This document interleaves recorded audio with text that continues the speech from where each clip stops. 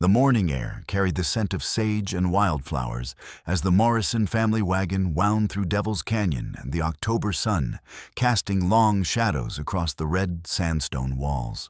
Sarah Morrison watched her 10-year-old sister Emma carefully sketch a desert marigold in their mother's leather journal, her small tongue poking out in concentration as she tried to capture every detail of the golden petals. "Remember what I taught you about the roots, sweetheart," their mother said, gently adjusting her blue bonnet against the sun.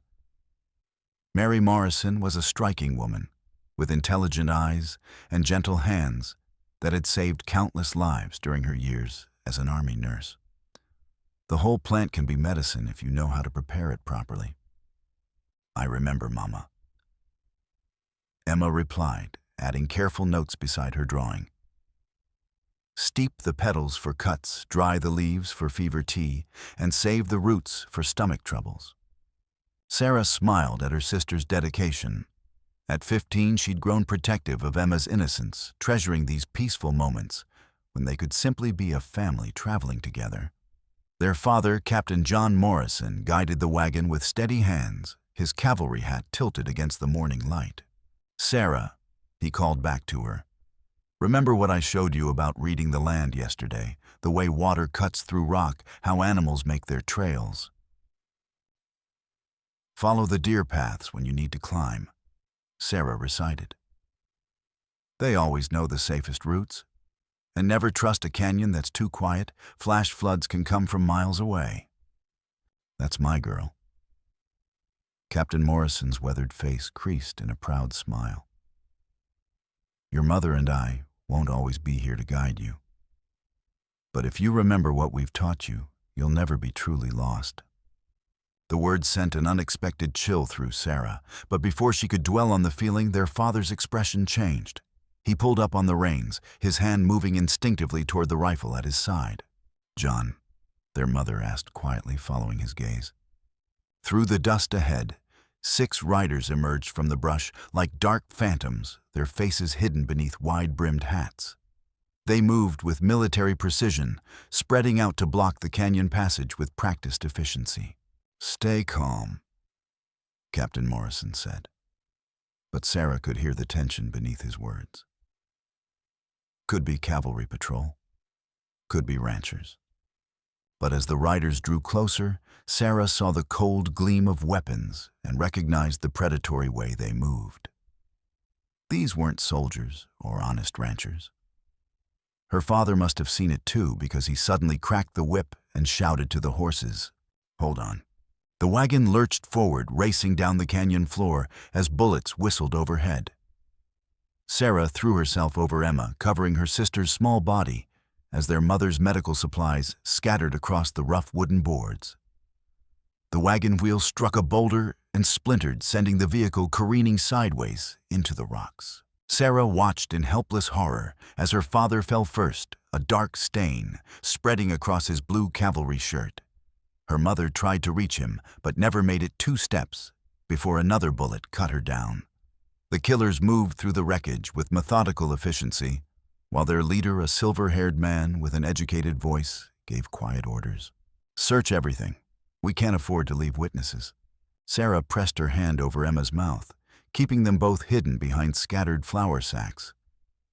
Her left arm burned where a bullet had grazed it, warm blood soaking through her sleeve.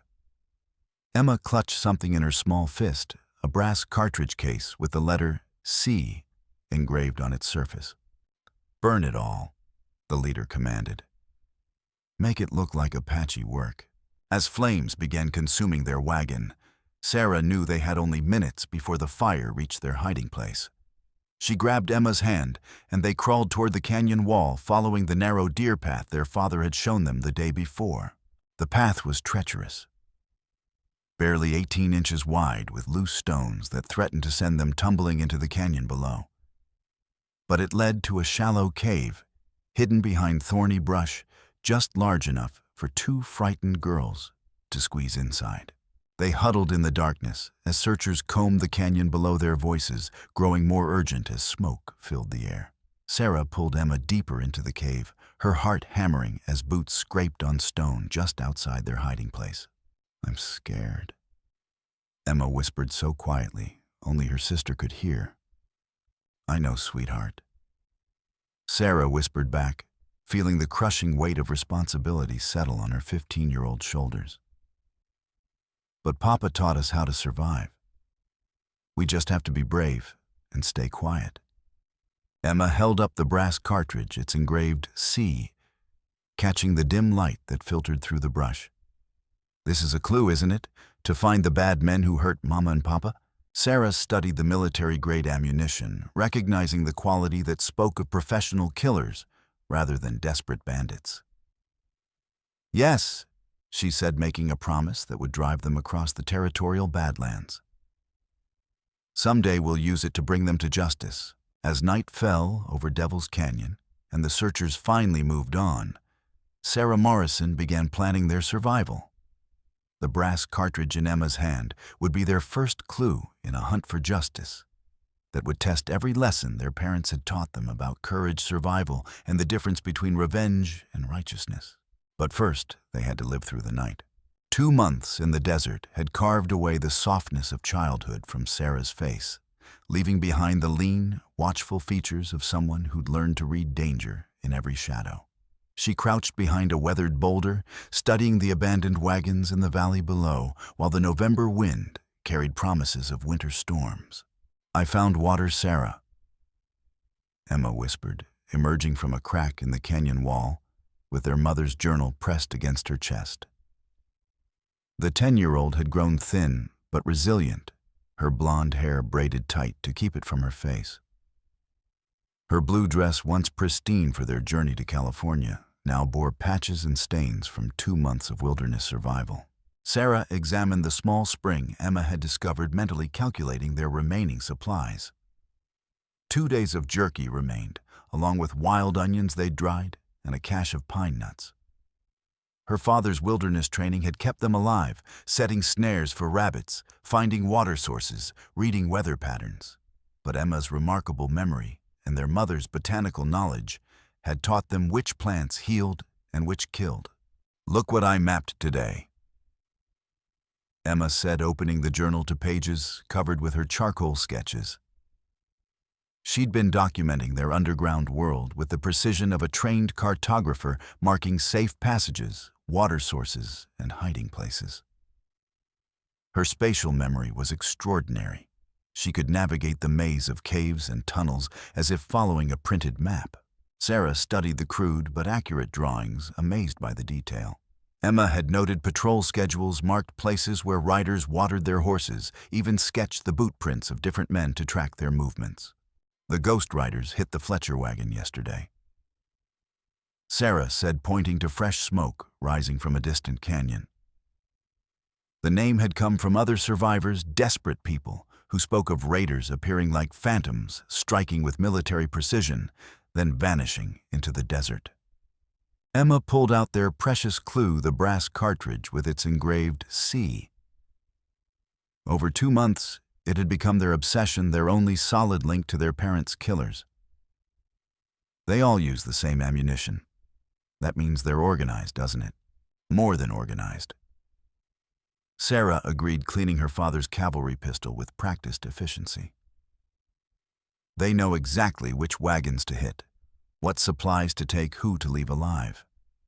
That takes planning and information. Papa said to find the man with the star badge, Emma recited. Their father's dying words had become their mission. Somewhere in this lawless territory, a federal marshal could help them seek justice.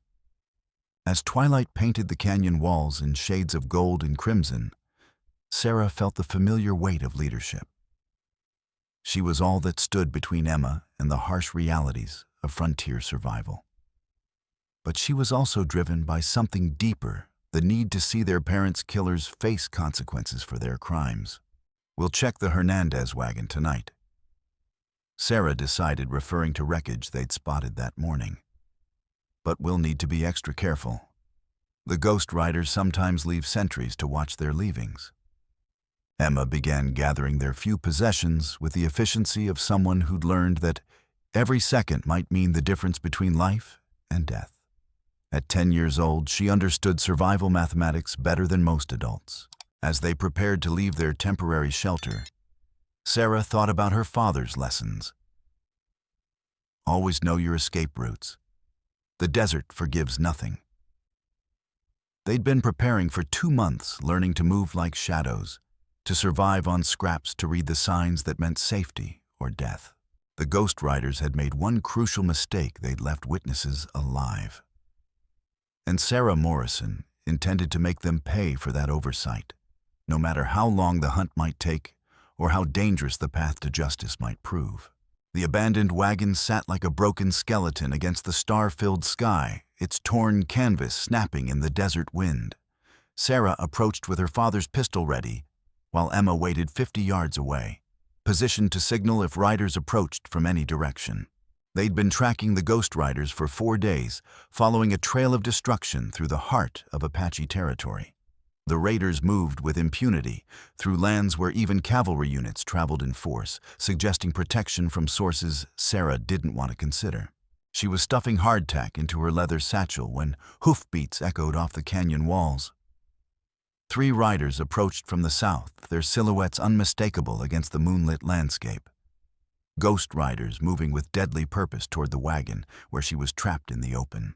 Panic drove her toward a storage shed beside the wreckage, hoping to hide until they passed. But as she reached the weathered structure, one rider fired a shot that struck the dry timbers. Within seconds, flames began consuming the old wood, fed by years of dust and debris. "Flush out any survivors," called a familiar voice, educated, commanding the same cultured tone from that terrible day in Devil's Canyon. Sarah pressed against the far wall as heat built around her, trapped between fire and bullets. Then chaos erupted. A wall of flame exploded between the shed and the riders, not from her burning shelter, but from grass deliberately ignited to create confusion. Thick smoke billowed across the landscape, turning the world into a gray maze where accurate shooting became impossible. "This way," a voice called through the haze, deep accented with Apache musical tones.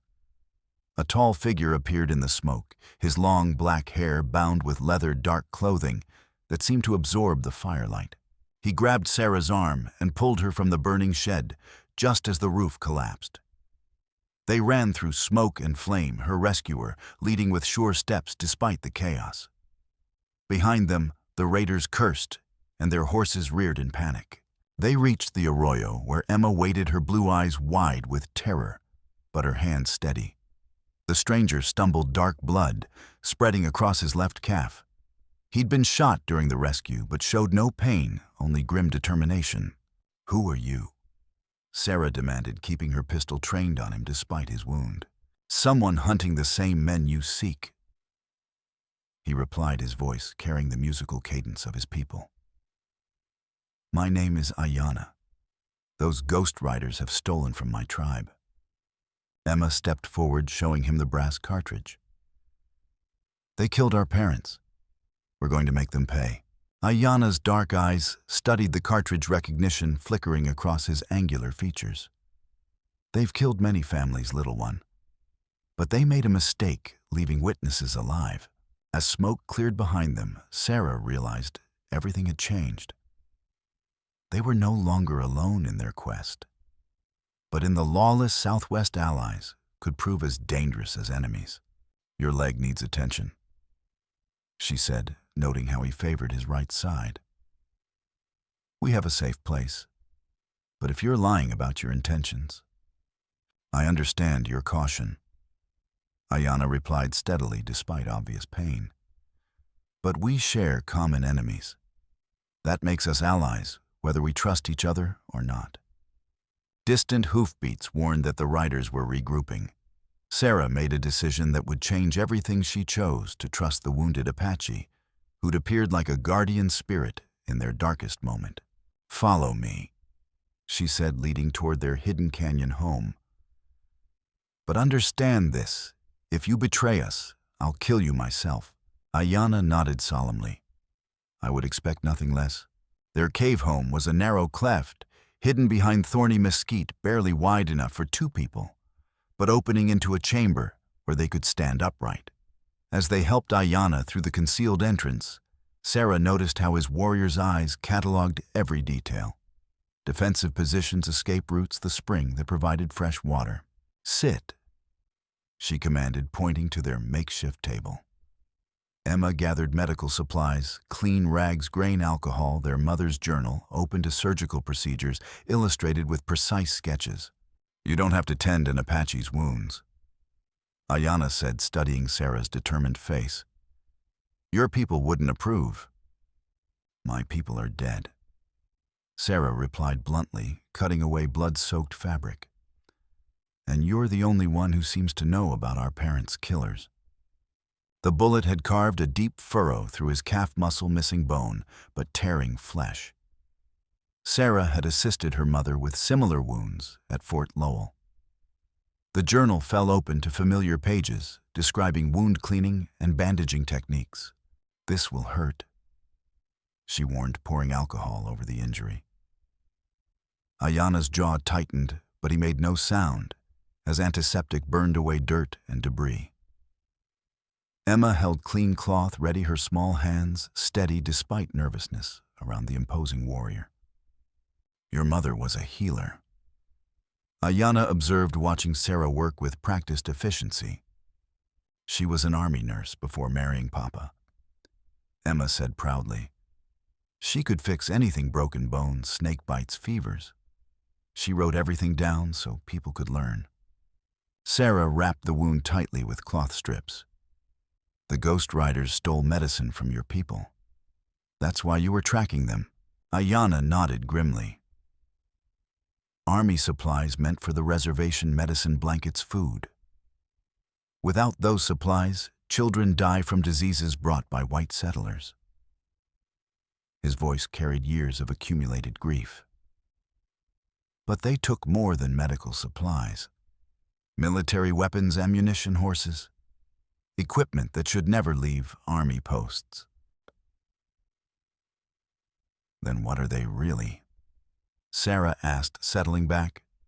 She'd puzzled over this question for 2 months, trying to understand why professional killers wasted time burning wagons and hunting witnesses. Before Aiyana could answer, rumbling echoed through the canyon, distant but growing steadily louder, like approaching thunder. Emma's eyes widened with recognition. "Flash flood," she whispered urgently. "Yesterday's rain must have filled the upper reservoirs." They could hear it now, water rushing down the narrow passage, carrying debris and boulders like a liquid avalanche. Sarah had witnessed flash floods. They could fill dry riverbeds in minutes, creating torrents that swept away everything in their path. "We need higher ground," Sarah said, knowing they had nowhere to go. The cave sat 20 feet above the canyon floor, but floods here could reach 30 feet or more. "There's another way," Emma said, suddenly pointing to a crack she'd been mapping. "It goes down first, then up. There's a chamber beyond with an opening to the ridge." "Down." Sarah stared in disbelief. "Emma, if that tunnel floods, we'll drown." "It won't flood," Emma insisted with absolute certainty. "Water comes from the East Canyon. This tunnel goes west toward high ground." The roar grew louder, muddy waves appearing around the bend. Aiyana struggled upright, favoring his wounded leg. "The child is right," he said, surprising Sarah. "I've used these caves before. There's a passage to the old Spanish mine." "You've been here before?" Sarah asked, but there was no time for explanations. Water was rising fast, already lapping at the cliff base. Emma led them into the narrow tunnel, her small frame moving quickly through tight spaces. Sarah followed, helping Aiyana despite his injury. The tunnel sloped downward, and soon they were wading through knee-deep water, seeping through rock cracks. "I can't see anything." Sarah gasped, darkness complete, except for Emma's burning stick. Water reached their waists, current, trying to pull them backward. "There," Emma called, her voice echoing strangely. "The passage goes up here, but we have to swim underwater first, about 6 feet with the ceiling at water level." Sarah felt panic rising as current reached her chest. "Emma, if you're wrong—" "I'm not wrong," her sister said with absolute conviction. "Trust me, I remember everything." Taking what might be her last breath, Sarah plunged underwater, following Emma's small form as she kicked toward the submerged passage. The water was shockingly cold, current stronger than expected. She felt Aiyana beside her, his wounded leg, making swimming difficult, but determination keeping him moving. Just when Sarah thought her lungs would burst, they broke surface in a large chamber lit by sunlight shafts from above. They were in the old Spanish mine, a vast cavern carved by long-dead prospectors. The floor was dry, and a natural chimney led to an opening in the ridge. "How did you know?" Sarah gasped, pulling herself onto rocky ledge. Emma wrung water from her hair, smiling with satisfaction. "I remember everything I see. Every passage, every turn, every place water might flow. The maps in my head are always right." Aiyana hauled himself up beside them, wound bleeding again, but his face showing wonder as he looked at Emma. "Your sister has a gift. In my tribe, we call such people pathfinders, those who see the hidden ways connecting all places." As they caught their breath in the mine's safety, Sarah realized something crucial had changed. They were no longer just survivors hiding from enemies. They'd become a team, each contributing essential skills. Emma's incredible memory and spatial awareness, her own medical knowledge and wilderness training, Aiyana's warrior skills and territorial knowledge. "Now," Sarah said, checking Aiyana's bandage, "tell us everything about the Ghost Riders. If we're going to stop them, we need to understand what we're really fighting." Aiyana nodded, his dark eyes reflecting determination of a man with nothing left to lose. "What I'm about to tell you will change everything you think you know about this war. The Ghost Riders aren't just stealing supplies, they're stealing the future itself. The Apache camp nestled in the Glass Mountains' hidden valley, like earth-toned shadows against red stone cliffs. Sarah counted 50 people living in traditional wickiups and army surplus tents, but what struck her most was the quiet desperation in hollow faces, people slowly starving on land that couldn't sustain them. "Government gave us this place after the war," Aiyana explained as they approached his wounded leg, forcing him to lean on a walking stick Emma had cut. 12,000 acres of rock and sand, barely enough water for 50 people, let alone the 150 supposed to live here. They called it generosity. Emma stayed close to Sarah as Apache children peered from behind their mother's skirts, curious about the white girls traveling with their war chief. An elderly woman with silver braids approached, speaking rapidly in Apache, while gesturing toward the strangers. "This is Nalnish, our medicine woman," Aiyana translated. "She asks if you still have your mother's healing journal." Sarah pulled out the leather-bound book. Nalnish examined it, reverently weathered fingers tracing botanical illustrations with understanding. She spoke again more urgently, pointing toward distant wickiups. 3 children are sick with fever." Aiyana translated, pain evident in his voice. "The medicine the Ghost Riders stole was meant for them.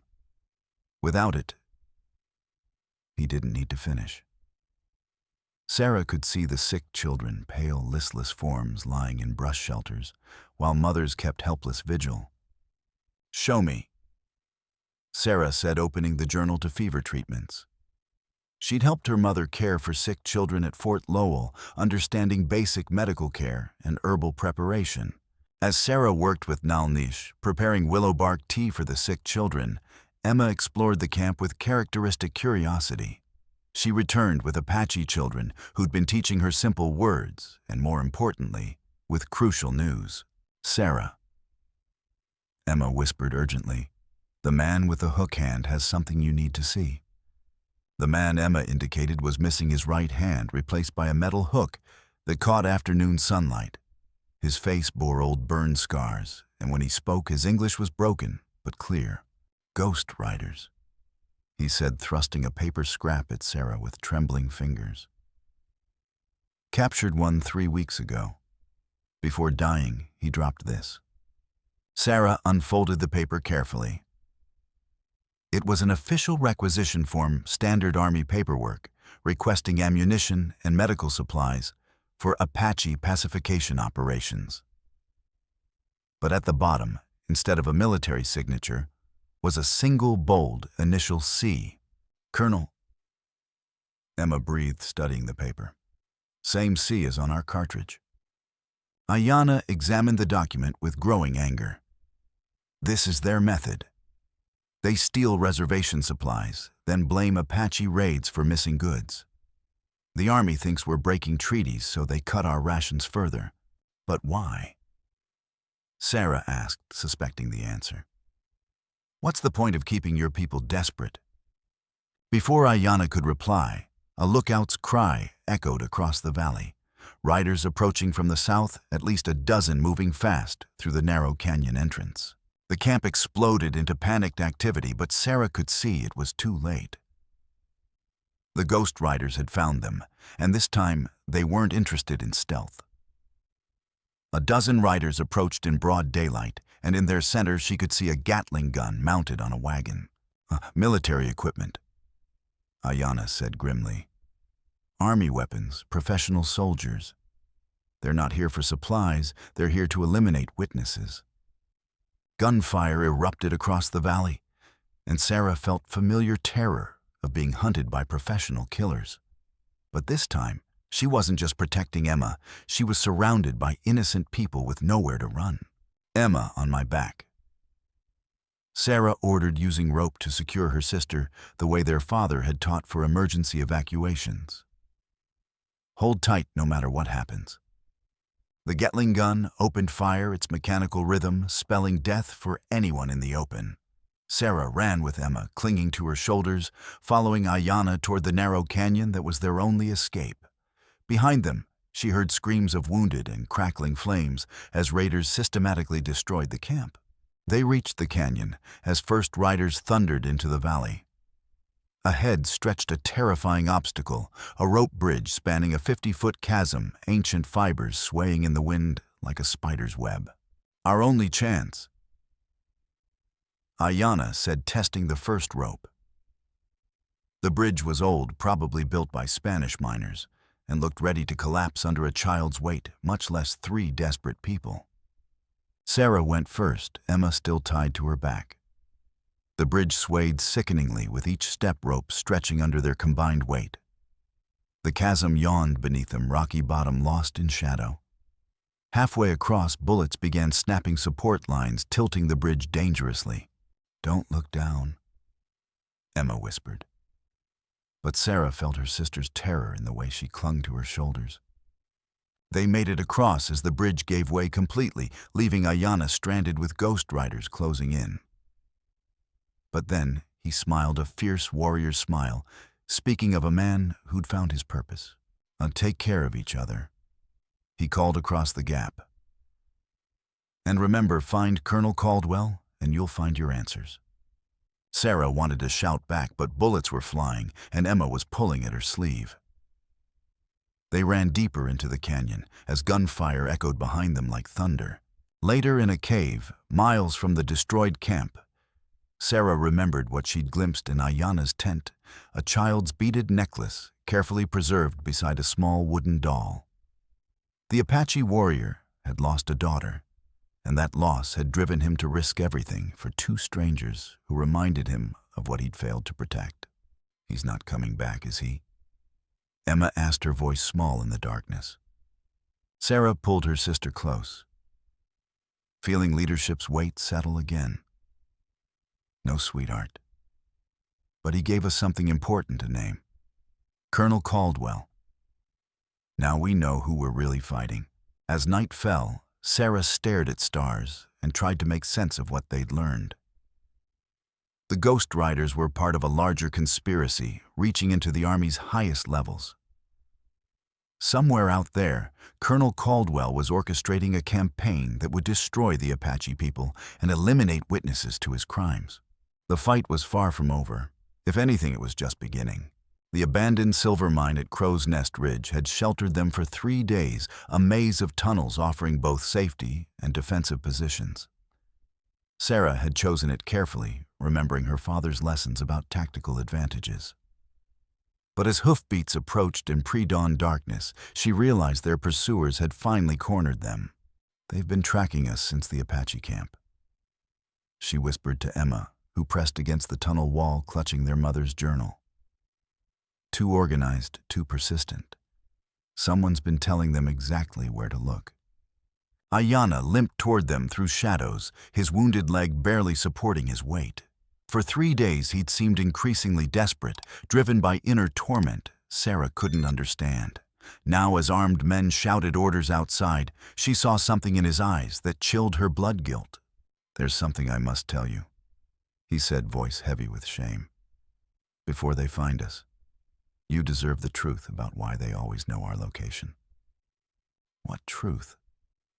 Sarah demanded, but pieces of a terrible puzzle were falling into place. The Ghost Riders found them too easily, knew too much about their movements, anticipated their escape routes with uncanny accuracy. "I've been working with them," Aiyana said, words seeming torn from his throat. "The Ghost Riders. Colonel Caldwell threatened to cut off my tribe's water supply, completely condemn them to death by thirst.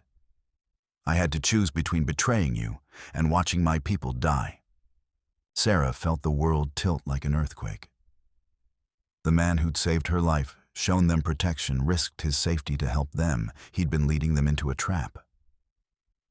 "You lying bastard." She breathed, her father's pistol appearing with deadly speed. "Wait," Aiyana said, raising his hands. "Let me explain everything. I've been sabotaging them from inside, jamming weapons, passing false information, leaving misleading trails. I saved you from that burning shed because I couldn't watch another innocent die. But Caldwell discovered my betrayal. Now he wants all of us dead. Why should we believe anything you say?"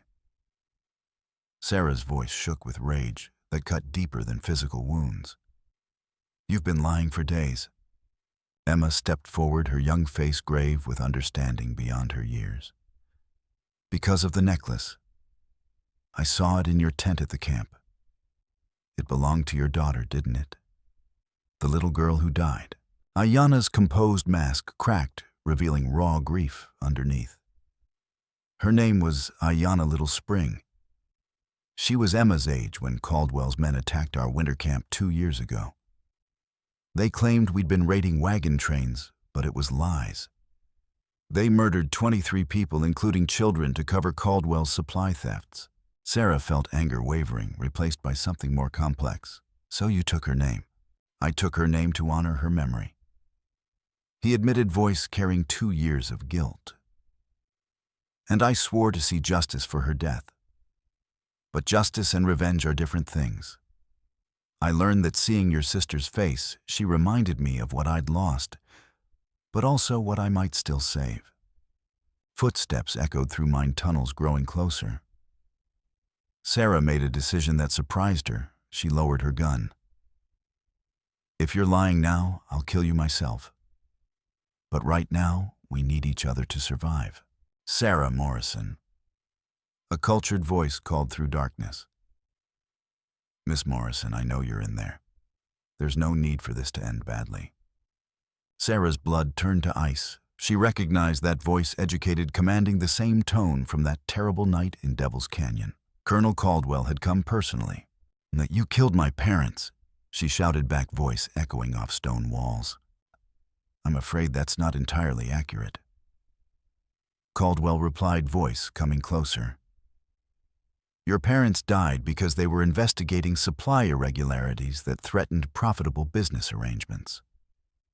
But you're here because you've made this personal. You've seen too much, know too much. That makes you dangerous. What do you want?"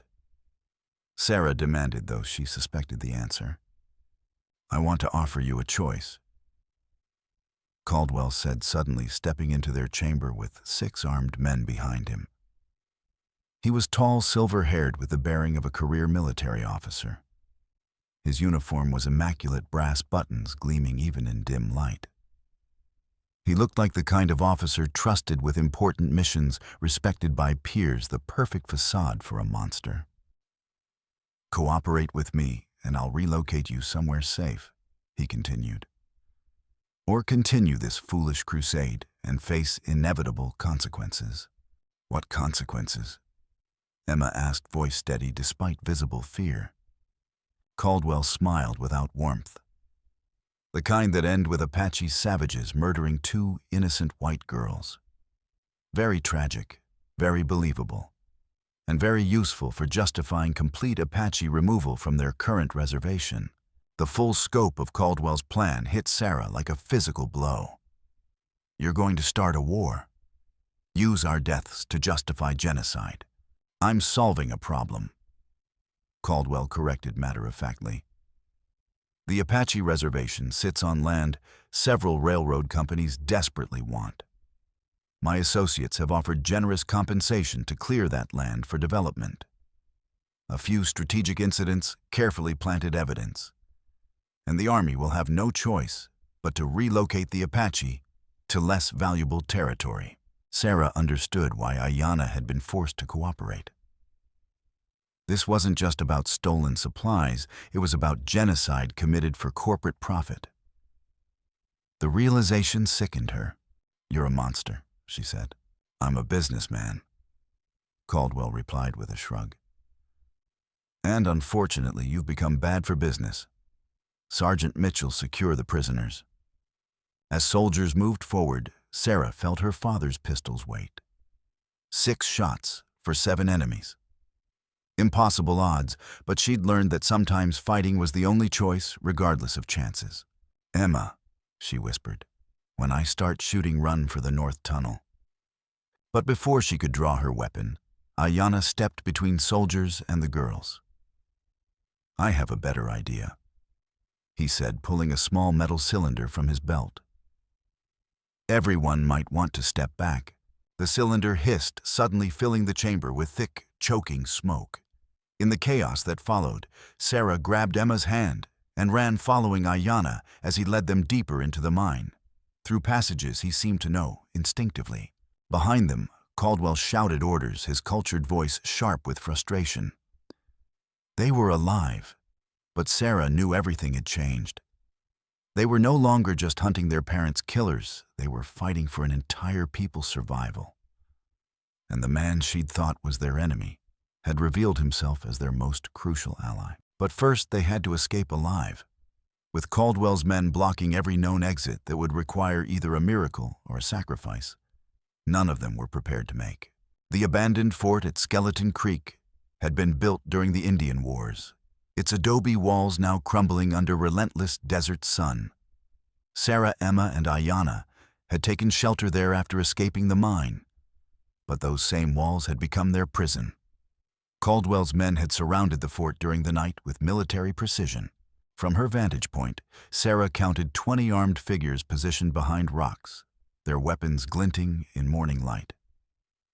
They were trapped like animals, and she knew Caldwell savored the irony of cornering them in a fort originally built to contain Apache warriors. "We walked straight into his trap," Sarah said bitterly. "He herded us here like cattle."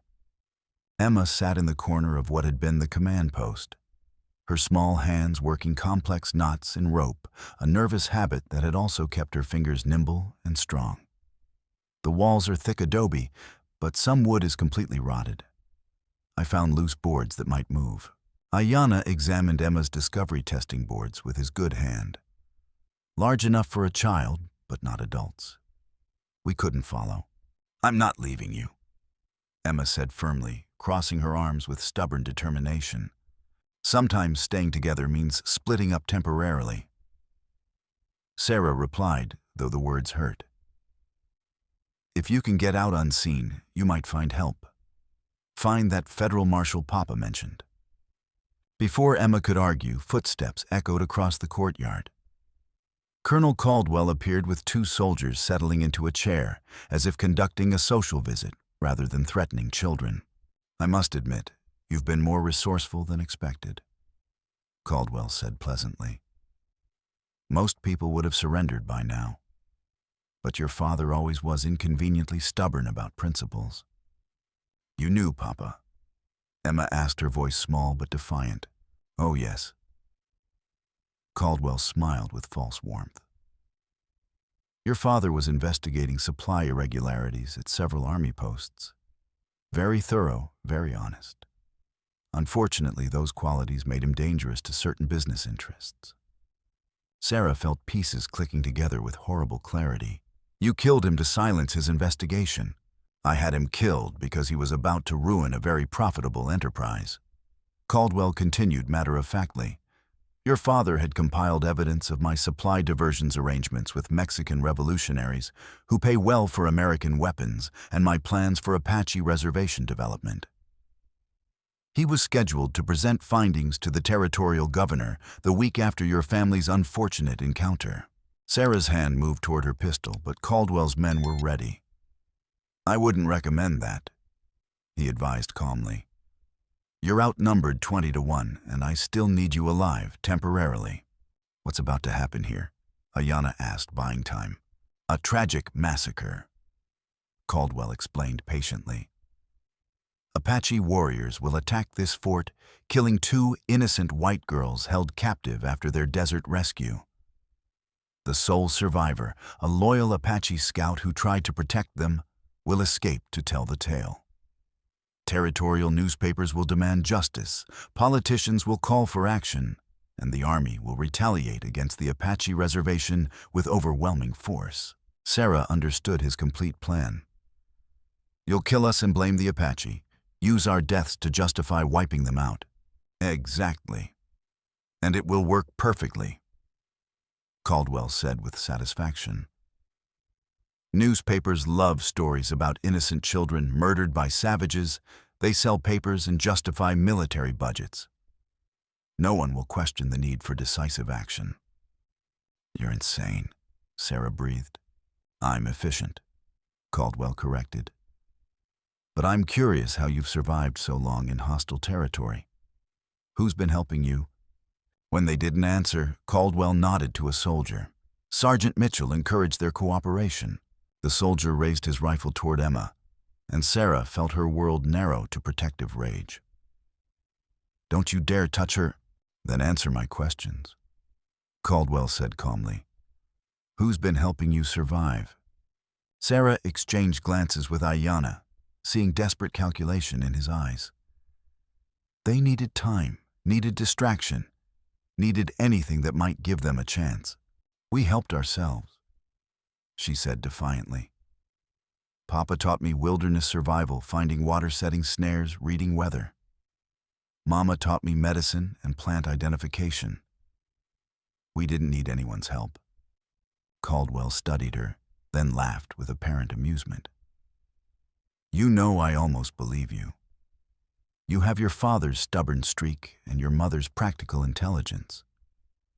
Under different circumstances, I might have found you useful rather than problematic. Under different circumstances, I'd have put a bullet in your head, Sarah replied. Perhaps. But circumstances are what they are. Caldwell stood and walked to the window, surveying the desert like a man inspecting his domain. I've been fighting Apache for 15 years, Miss Morrison. I've seen what they do to white captives, especially young girls. The newspapers love those stories. They sell copies and justify appropriations. Your deaths will serve a greater purpose. The only purpose they'll serve is filling your bank account, Aiyana said quietly. Caldwell's expression hardened. The Apache are a dying people, Chief. Their way of life is ending whether I profit or not. I'm simply accelerating the inevitable while ensuring progress benefits the right people. You call genocide progress. Emma spoke up, her young voice filled with contempt. I call it business, Caldwell replied without shame. And speaking of business, we've wasted enough time. Sergeant Mitchell, prepare the men. We begin in 1 hour. As soldiers filed out, Sarah felt desperation clawing at her chest. They had 1 hour to escape an impossible situation.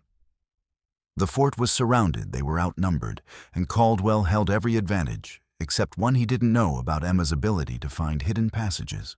"Emma," Sarah whispered.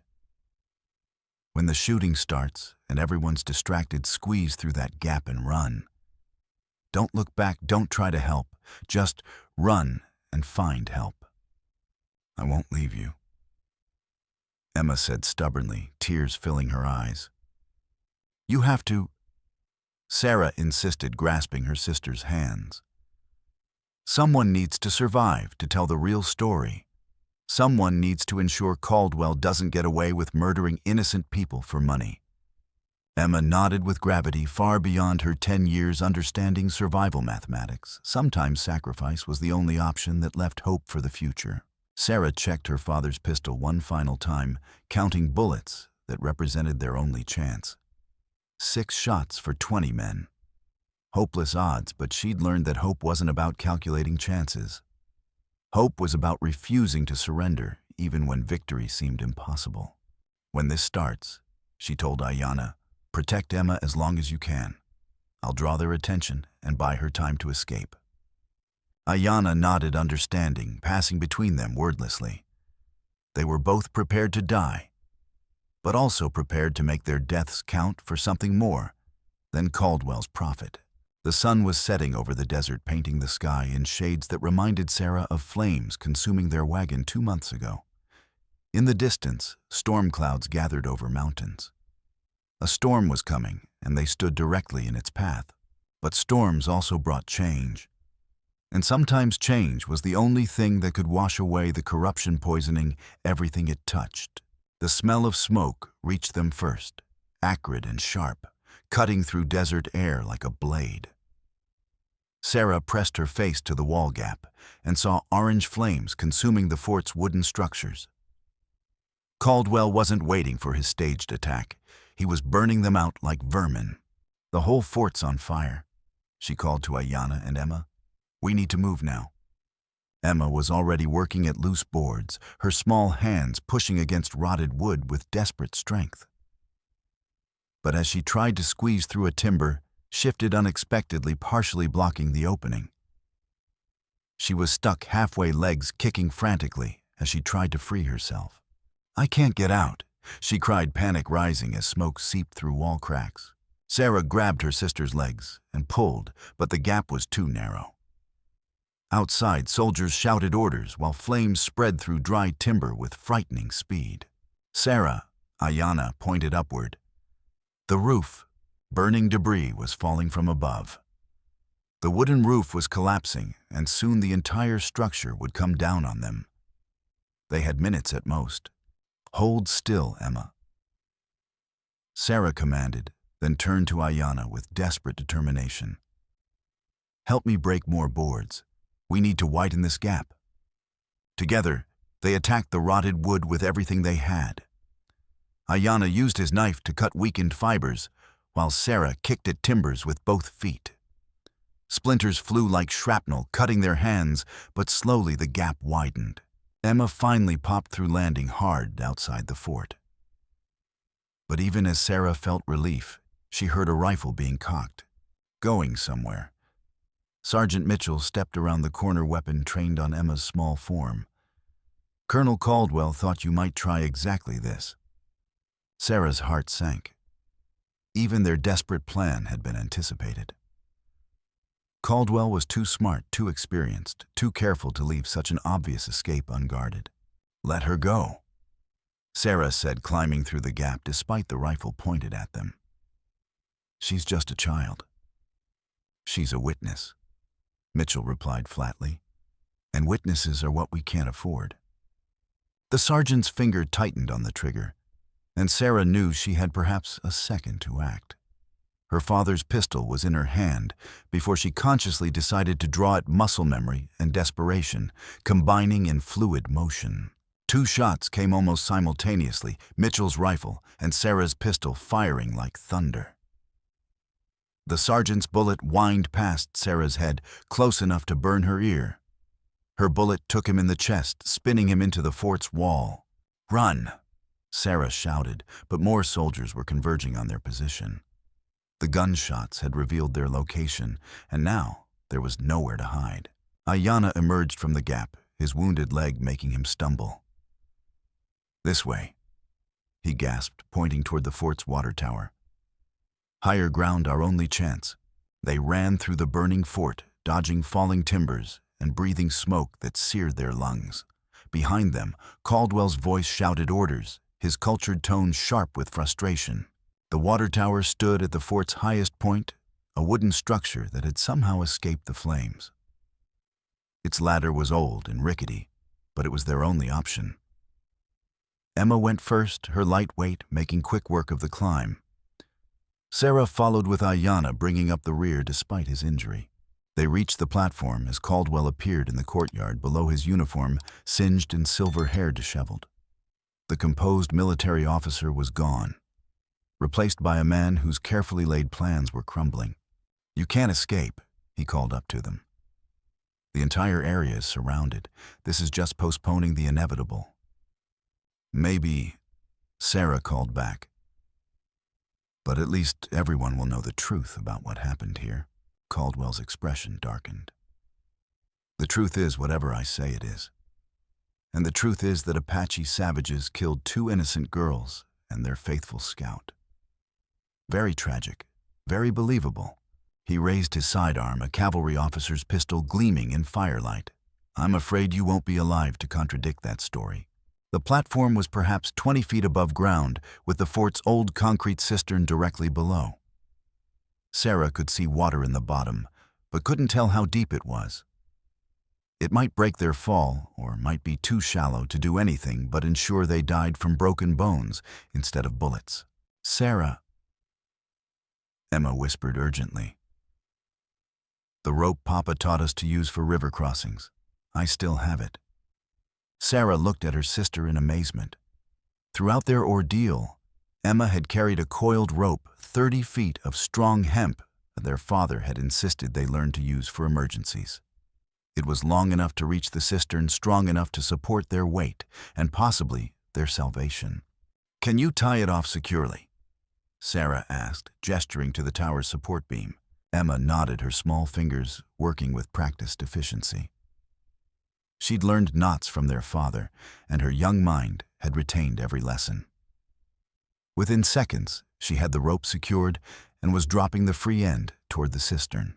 Caldwell's first shot splintered wood near Sarah's head.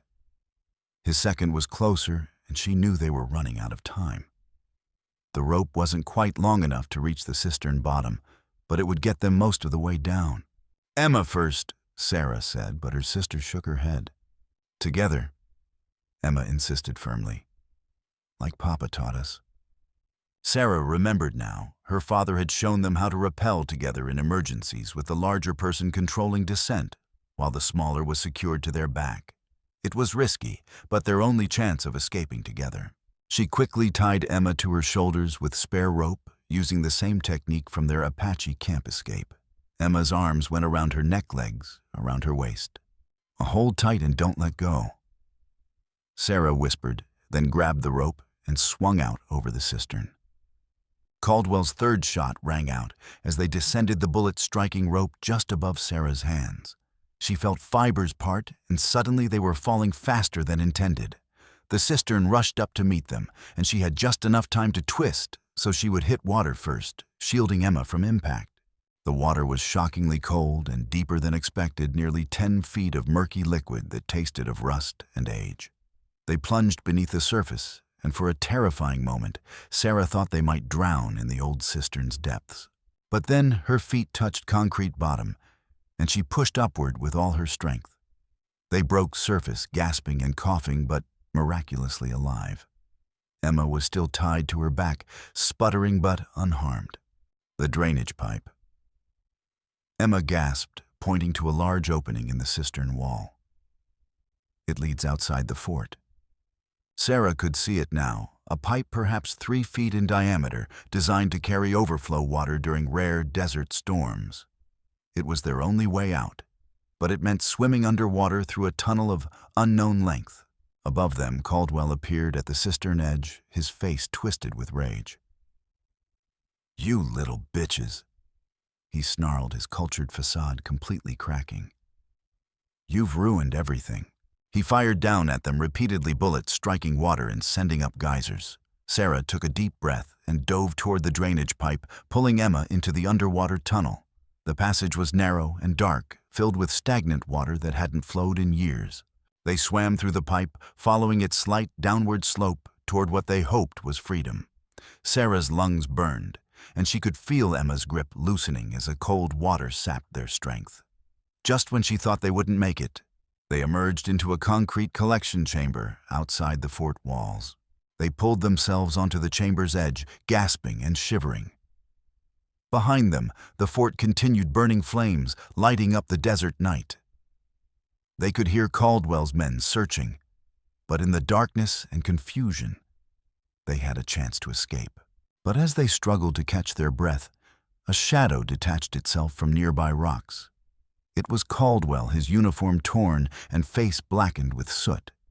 He must have circled around while they swam through the pipe. Oh, very clever. He said, pistol trained on them with steady precision. But not quite clever enough. "You've caused me considerable trouble, Miss Morrison. My investors are not patient men, and delays cost money." "It's over, Caldwell," Sarah said, trying to keep her voice steady. "People know the truth now. You can't cover this up." "Can't I?" Caldwell smiled coldly. Two traumatized girls tell wild stories about military conspiracies. Who's going to believe them over a decorated Army colonel with 15 years of distinguished service? He was right, and Sarah knew it. Without proof, without evidence, they were just children with an incredible story.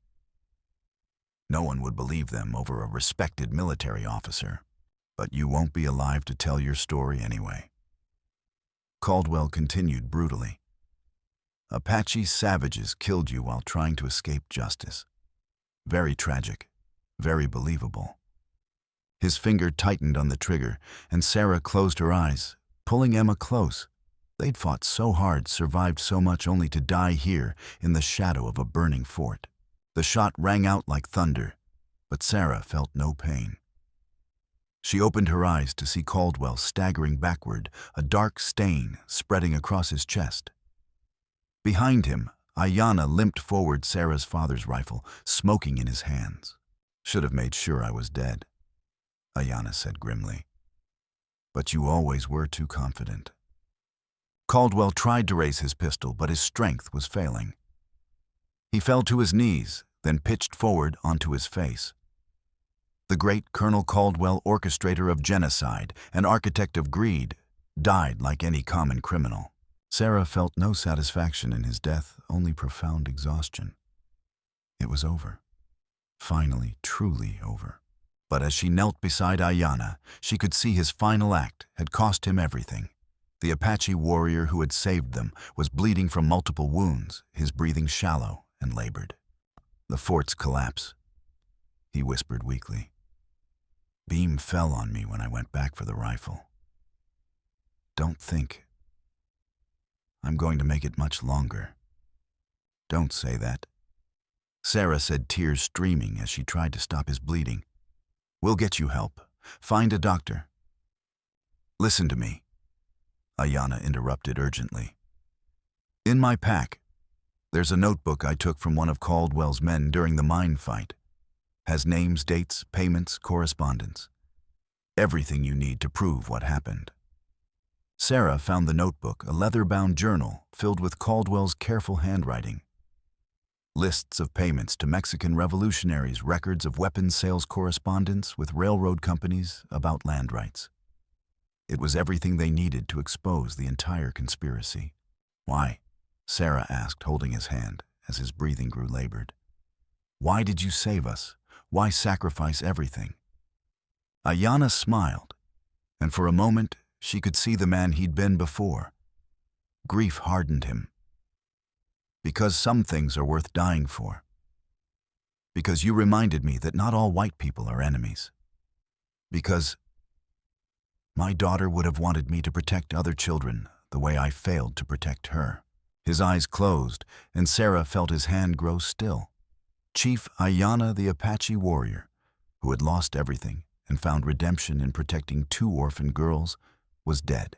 Emma knelt beside them, her small hand touching Aiyana's weathered face with gentle reverence.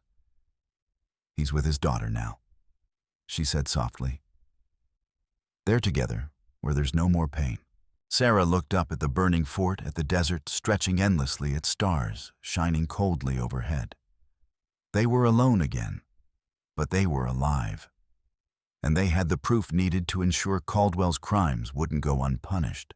The hardest part was over. Now came the more difficult task of learning to live with what they'd survived.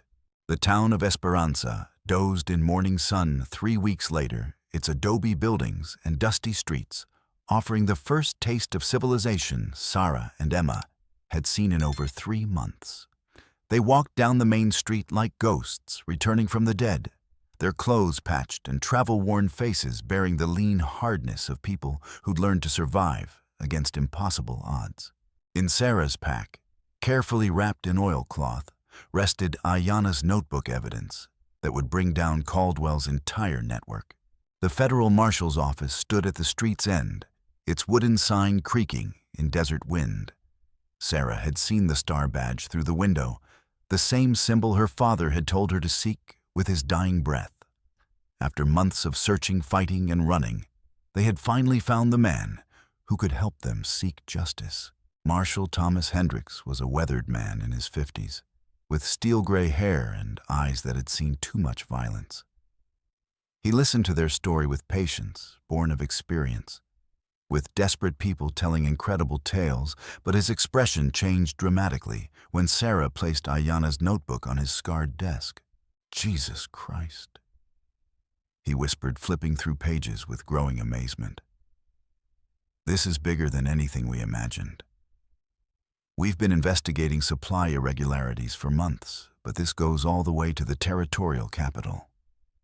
"You knew about the thefts?" Sarah asked, surprised. "We suspected. Your father wasn't the only one asking hard questions about missing army supplies.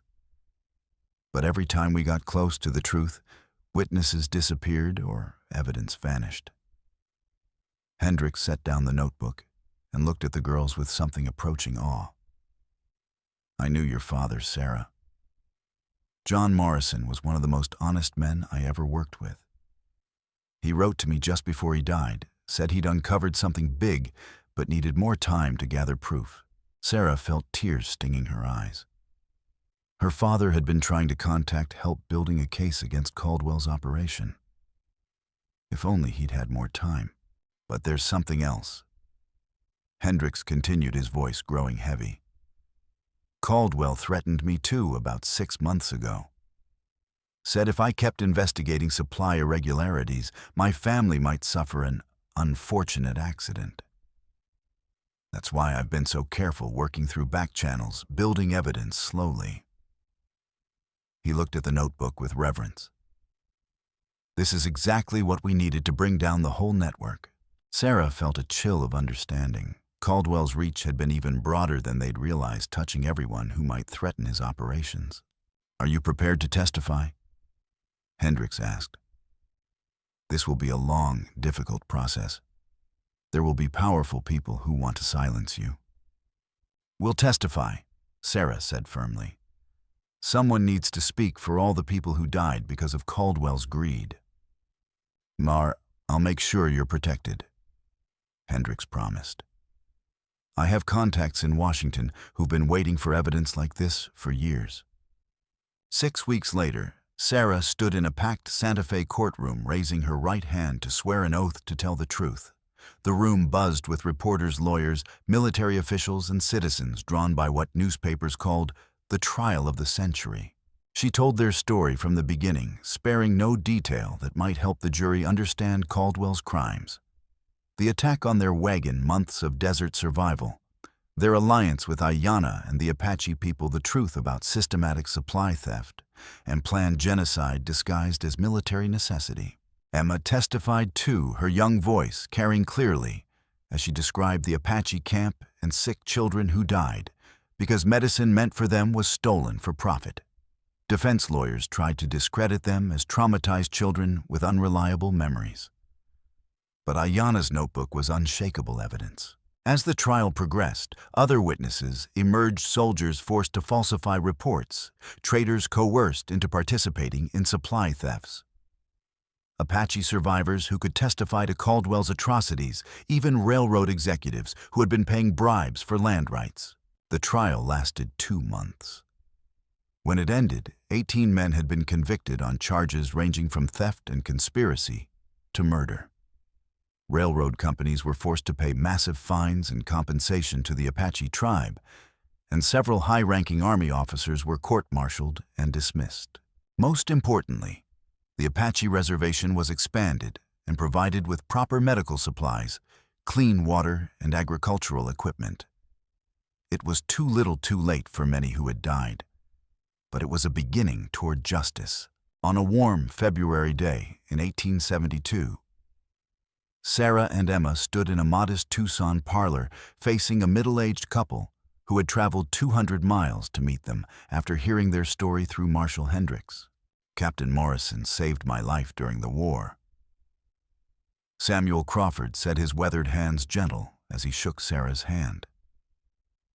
"When we heard what happened to John and Mary and everything you girls endured, we knew we had to help."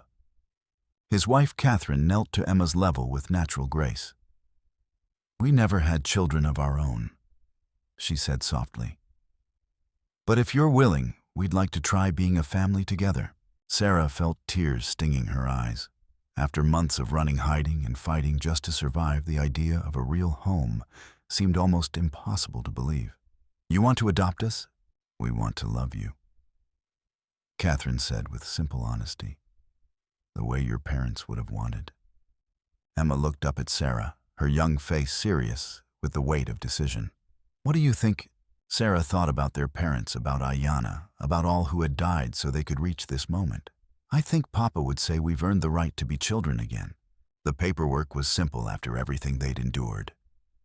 Sarah Morrison and Emma Morrison became Sarah Crawford and Emma Crawford, gaining not just new names, but new lives filled with safety, education, and love. They moved to the Crawford Ranch outside Tucson, and where Samuel raised cattle and Catherine taught school. For the first time in months, Sarah could sleep without listening for approaching horses, and Emma could play without constantly watching for danger.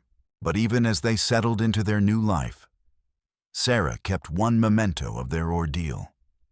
Hidden in her room, wrapped in the same oilcloth that had protected Aiyana's notebook, was a small beaded necklace, the one that had belonged to his daughter.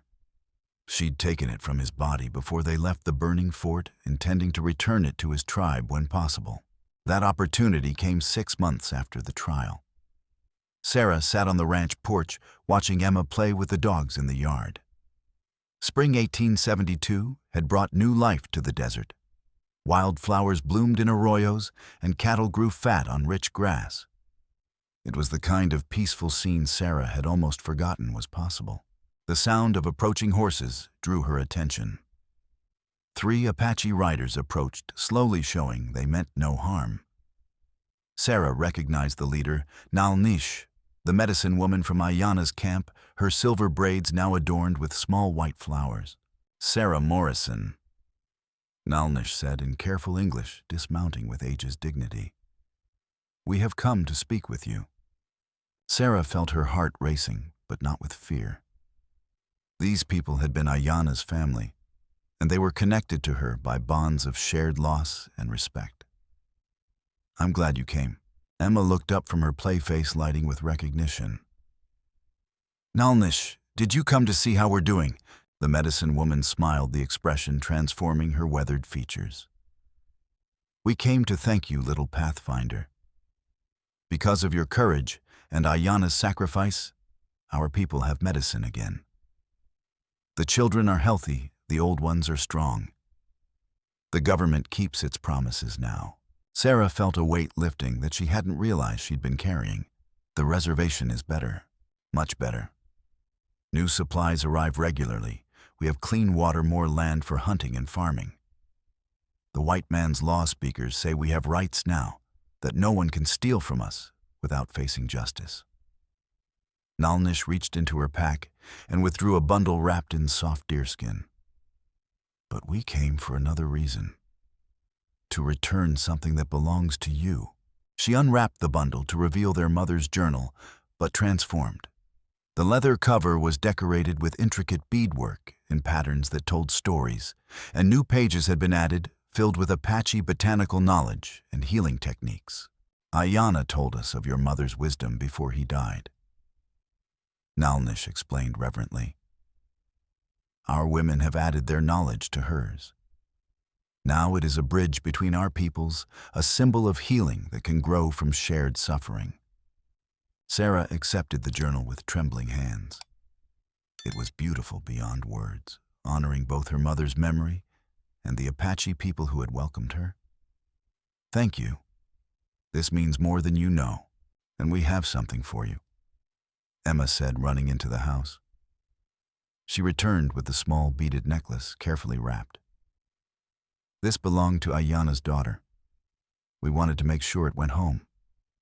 Nalnish accepted the necklace with tears in her eyes, holding the beads to her heart.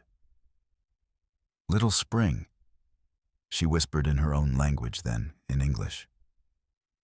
She is remembered. Her father is remembered. The story of their sacrifice will live in our songs forever. As the Apache riders prepared to leave, Nalnish took Sarah's hands. Aiyana spoke of you before he died. He said you carried the spirit of a warrior, but also the heart of a healer. He said you would find your way to happiness, but you would never forget those who helped you reach it. After they left, Sarah sat with Emma watching the sun set over the desert while the journal lay open in her lap. Its pages were filled with the combined wisdom of two cultures, a testament to the possibility of understanding between people who had every reason to hate each other. Sarah, Emma said suddenly, there's something I need to tell you. Something I've been keeping secret since the very beginning. Sarah looked at her sister with concern. What is it? Emma reached into her pocket and pulled out a folded paper yellowed with age but carefully preserved.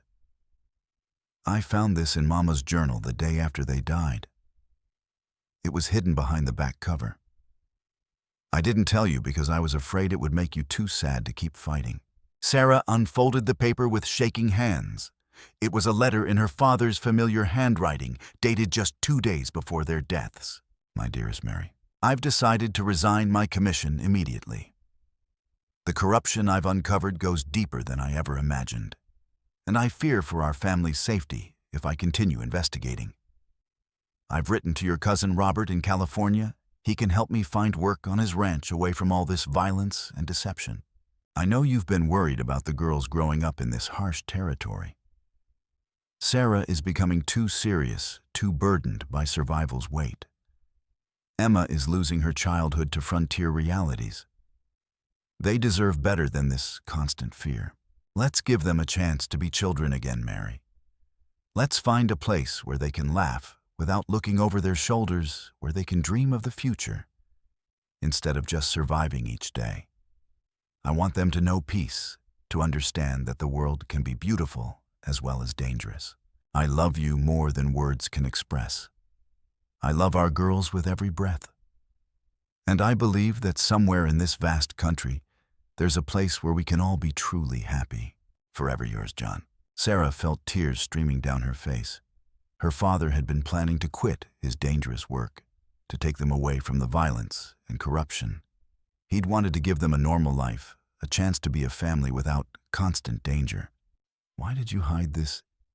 Sarah asked, voice thick with emotion. Because I knew you'd blame yourself, Emma said with wisdom beyond her years. You'd think that if Papa had quit sooner, none of this would have happened. But it's not your fault, Sarah.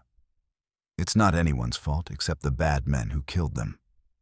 Sarah looked at her sister, really looked at her, and saw something she'd missed before. Emma wasn't just a child anymore. The 10-year-old who had clutched a brass cartridge in a burning cave had grown into someone wise beyond her years, someone who understood the weight of secrets and the burden of protecting those you love. You were protecting me, Sarah realized. All this time you were taking care of me just as much as I was taking care of you. We protect each other," Emma said, echoing Aiyana's words. "That's what families do. That's what love means." Sarah pulled her sister close, feeling the last walls around her heart finally crumble. For months, she'd carried the weight of leadership, the burden of keeping them both alive. But Emma had been carrying her own burden knowledge that their father had wanted something better for them, and fear that Sarah might give up if she knew how close they'd come to escaping their fate. He got his wish, Sarah said softly, looking out at the peaceful ranch at the home they'd found. Maybe not the way he planned, but he got his wish. We're safe. We're loved. We have a chance to be happy. Emma nodded, leaning against her sister's shoulder. Do you think they'd be proud of us? I think they'd be amazed by us. Sarah replied with conviction. Their little girls survived alone in the desert for months, brought down a conspiracy that reached the government's highest levels, and found a way to choose forgiveness over revenge. Yeah, I think they'd be very proud. As the first stars appeared in the darkening sky, Sarah made a quiet promise. She would keep her father's letter, but also keep the lessons they'd learned during their ordeal. Survival wasn't just about staying alive. It was about staying human, about protecting those you loved, about finding hope in the darkest moments and choosing to build rather than destroy. The Ghost Riders of Devil's Canyon were gone defeated by 2 orphaned girls and an Apache chief who had found redemption in protecting them. But their story didn't end with revenge or violence. It ended with family, with love, with the quiet satisfaction of a life lived with purpose and integrity. Sarah Morrison Crawford closed her mother's journal with its beautiful blend of Anglo and Apache wisdom and looked forward to tomorrow. There would be other challenges, other struggles, other moments when survival would be uncertain. But she and Emma would face them together, as they always had, supported by their new family's love and the memory of those who had sacrificed everything to ensure their survival. The desert wind whispered through the sage, carrying the scent of wildflowers and the promise of new beginnings. In the distance, coyotes called to each other across the vast American Southwest, their voices echoing off canyon walls where 2 girls had once hidden from killers and found the strength to fight back.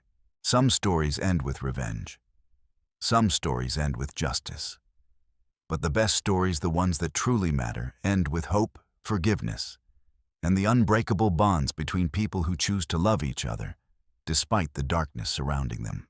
And in the spring of 1872, in a small ranch house outside Tucson, Arizona territory, 2 sisters who had survived the impossible finally learned how to be children again, secure in the knowledge that they were loved, protected, and free to dream of a future filled with possibility, rather than merely the hope of living to see another dawn.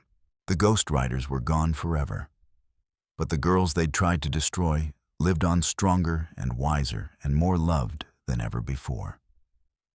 And in the end, that was the greatest victory of all.